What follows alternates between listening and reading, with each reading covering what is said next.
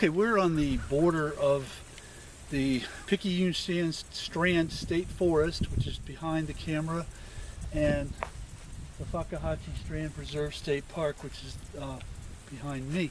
Oh, there's an eagle. Wow, look at that eagle, babe. 2 of them.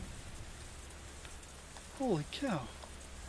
Anyway, we're going to go in and take a look and just ride around. We've been here before. This is one of the most fascinating places anywhere for me. We're in, of course, the greater Everglades, what is known as the Everglades. But what sets Picayune Strand apart, at least to me, and certainly in general, is that it was at one time, the largest subdivision in the country and possibly the world. It's where the original statement or the original joke, I've got some land to sell you in the Everglades, came from. These guys actually did have lands in the Everglades that they wanted to sell you, but you weren't going to get anything for it because they'd gone bust. They laid out street after street after street, which are still existing today, and still, we're actually on one of them, and still navigable, if that's a word, in land usage. You can still see them, you can still go up and down them. They're covered over with brush, but you can still see the tire tracks. Some of them are still paved.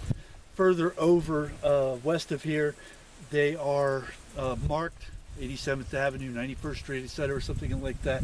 You can actually see them on the map. Everything is actually laid out. They just never got a chance to start building, thank God. They went bust. The state came in and swooped it up and said, wait, you can't do that anyway. And there's now a state forest, and there are frequent sightings of panthers, bear, etc.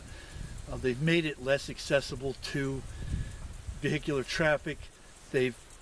A couple of years ago, they began efforts to refill the canals, because when they came in here initially in the 70s, they dug all these canals so they could drain the water out of where we're standing, which is anti-natural, but it's worked good for them all over the Everglades to build houses and businesses and things of that nature on.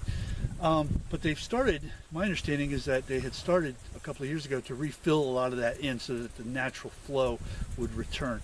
I don't know how much of that has been done, but I do know some of it has been done because I've seen it. We were here a couple of years ago before they did it. We came a few years after, or we came last year. We came and we saw some of it had been filled in. So, but I don't know the full extent of it. We didn't fly over it and see everything, but we do know some of it has been done, just not to what extent. But it is it's a great project, it's a fascinating project to restore this land to its natural habitat. And as we talked about in an earlier video, this whole section, about 5 or 6 miles down that way on Jane's Scenic Drive, is now inaccessible to normal vehicular traffic. I mean, obviously the FWC and the wildlife guys or whatever can go in there and do what they need to do, but the average Joe cannot just drive his or her Honda Civic down there. We came up by bike, and it was a really, really neat stretch. We're in a very high water area right now. The water is very high. A lot of rain lately, more rain coming. So it's just it's a great time to be in the Everglades, I'll tell you. It's about, I don't know, 12:30, 1 o'clock in the afternoon. We're going to go check out these eagles over here, and we're going to go hopefully find a panther. We've yet to see a panther in the wild, but we're still hopeful and we're still looking. That's one of the things that keeps bringing us down here. The other thing is just the magnificence of the Everglades. And those eagles flew off, and they weren't eagles after all. They were just big old, I don't know. They're not eagles though. Anyway, we're going to continue on, see what we're going to see. Hopefully see some gators, some more gators, and some snakes.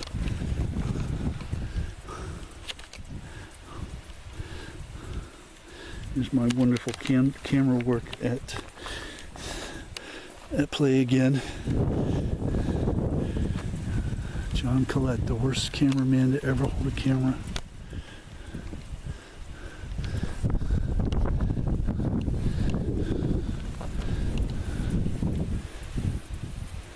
It's just incredible.